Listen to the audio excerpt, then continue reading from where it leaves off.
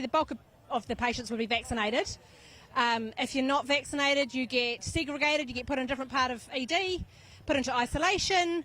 And people, they just, I had one consultant on my last night. She stood in front of our big board with everybody, all the patients and all their symptoms, and she said, what's going on?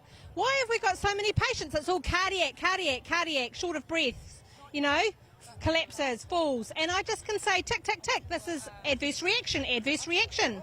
All of our wards are full, of people having cardiac problems, people flare-ups from their cancer, like you name it. It's just, I guarantee our hospital is full of vaccine damaged. It's just, people are blind. People just cannot see it.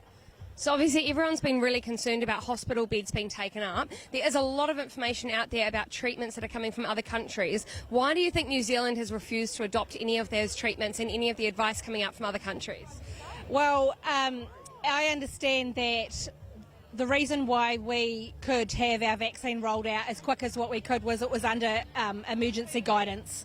And the only reason why it could be rolled out in an emergency is that it's the only form of treatment. So you don't hear our government talking about how to stay healthy.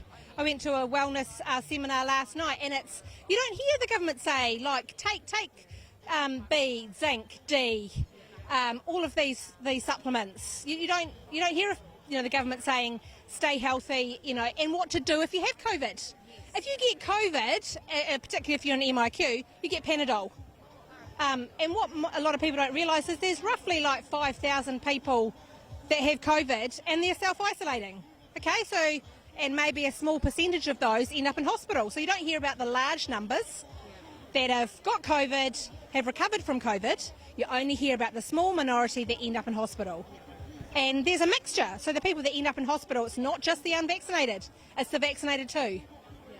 So I've had a lot of people reaching out to me recently saying we tried to do the right thing, we went and got our jab, we thought we were being a good part of society, we were really contributing, and we've had horrible reactions, and the doctors have turned to us and said, we don't know what it is, we can't help you, good luck, effectively. And it seems bizarre that that's our stance on this. What research in the hospitals were they giving out, were they talking about with people that had reactions? Were anyone talking about it, or was it too taboo to talk about?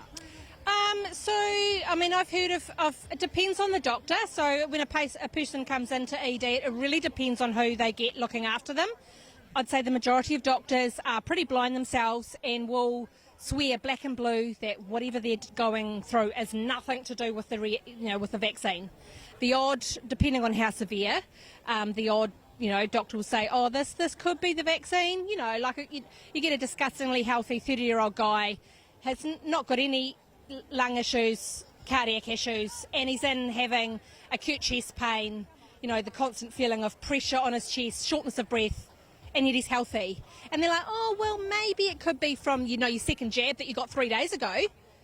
And so they'll run tests. In fact, I had one doctor, so I did blood tests on this guy, and I said, oh, I reckon we should get a D-dimer, which is the test to look for, presence of blood clots in the body. And he's like, oh, yeah, I suppose you could do that. So I did a D-dimer, it came back, and it was through the roof. It was like 1,000, and a D-dimer should be 0. And he's like, he just turns to me and said, I wish I'd never taken that blood test. And I'm like, okay, well, you have now, so you're obligated to do something about it. So, the blood test wouldn't have been done. He would have gone home. He could have died at home. So why did the doctor not want him taking a blood test? Because now he's got to follow through and he's got to do all the tests. Whereas, a lot of nurses in the background were like, oh, it's just the same old. People are assuming it's the vaccine. There's nothing wrong with the vaccine. It's, he's anxious or he's got anxiety or he's, it's all in his head. This is what nurses are saying. It's all in people's head. You don't go to ED unless something is seriously wrong.